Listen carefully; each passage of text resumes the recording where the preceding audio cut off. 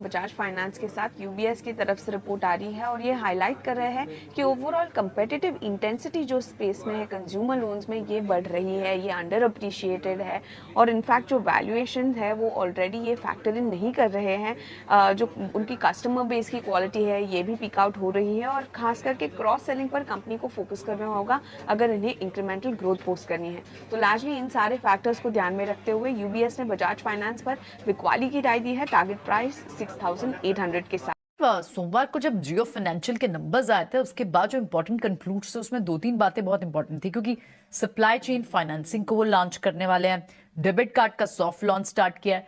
Bajaj finance के लिए पहले जब जियो फाइनेंशियल की अनाउंसमेंट हुई थी तब ये बात की जा रही थी कि उसके लिए एक दबाव हो सकता है, लेकिन अब नंबर ये प्रेजेंटेशन में और अब ब्रोकिंग हाउस भी ये बात कर रही है कि कहीं ना कहीं जियो फाइनेंशियल के एक्सपेंशन से बजाज फाइनेंस पे प्रेशर आ सकता है। यूबीएस ने भी डाउनग्रेड किया है और इनफैक्ट टारगेट प्राइस घटाया, 6800 कर दिया है। हालांकि ये रैशनल्स भी हैं कि 10,000 भी टारगेट है और दूसरी ब्रोकिंग फर्म्स का। आप किस साइड ऑफ द व्यू पे है? देखिए, बजाज फाइनेंस और जियो फाइनेंस का case is very much similar to that of Grasim for in the paint industry और एशियन पेंट्स। आज के तारीख में Bajaj Finance hands down market leader है।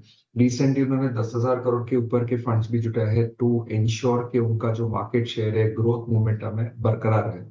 जियो फाइनेंस नो डाउट आगे जाता है, एक डिस्ट्रप्टिव कॉम्पिटिटर है, लेकिन ये रातों रात कुछ नहीं होने वाला है, बिकॉज वेरी फ्रेंकली स्पीकिंग ये एक बिजनेस मॉडल है जो उनको लॉन्ग टर्म के लिहाज से वो लोग इवॉल्व कर रहे हैं, and it will take minimum 3 to 5 years for significant presence माने कि अगर बजाज फाइनेंस की बुक अगर 3.5 लाख करोड़ की है तो जियो फाइनेंस की बुक 1 लाख करोड़ पहुंचने के लिए मुझे लग रहा है कि आने वाले 3 साल इजीली लग सकते हैं। तो तब तक हम जानते हैं कि बजाज फाइनेंस भी उसकी बुक एटलीस्ट 25% के कैगर से ग्रो करेंगे, बिकॉज उनके डिसबर्समेंट स्ट्रांग है, उनके अंडर राइटिंग स्ट्रांग है। तो मुझे लग रहा है कि ये दोनों कंपनी के लिए काफी ज्यादा बिजनेस रहेगा अपने कंट्री के लिए, because we are heading towards a $5 trillion plus economy. तो क्रेडिट तो स्टार्व नेशन है ही, तो उस लिहाज से कंज्यूमर फाइनेंस में, मर्चेंट फाइनेंस में जियो का बिजनेस मॉडल है काफी यूनिक हो सकता है। सो दोनों के लिए आई थिंक जगह है। मुझे लगता है कि बजाज फाइनेंस में अभी वैल्यूएशन थोड़े प्राइस टू परफेक्शन है। लास्ट जो अपडेट आया था उन्होंने काफी पॉजिटिवली सरप्राइज किया था in terms of his numbers, लेकिन यहाँ पे कोई भी करेक्शन आता है टू ट्यून ऑफ 5 to 10%, हमें लग रहा है कि बजाज फाइनेंस भी लॉन्ग टर्म के लिए ऐसे इन्वेस्टर्स के पोर्टफोलियो में रहना चाहिए। अगर आप चैनल पर पहली बार आ रहे हैं तो ज़रूर चैनल को सब्सक्राइब करके बेल आइकन प्रेस कर लो, ताकि आने वाली जितनी भी अपडेट्स हैं इन सभी कंपनी से रिलेटेड उसका नोटिफिकेशन आपको सबसे पहले मिल सके।